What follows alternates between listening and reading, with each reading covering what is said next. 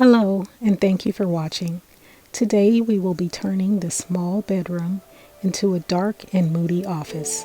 So if that is something that you're interested in, please keep watching.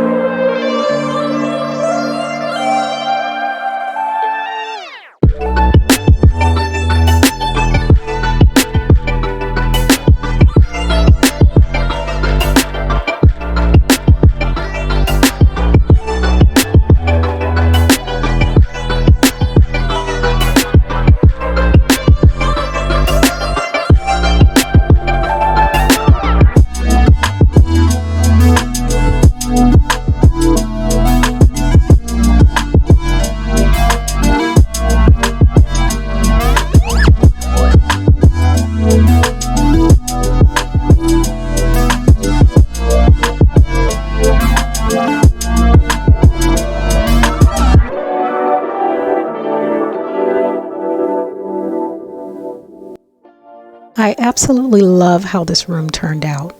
If you do as well, please remember to like, share, and subscribe. Have a great day.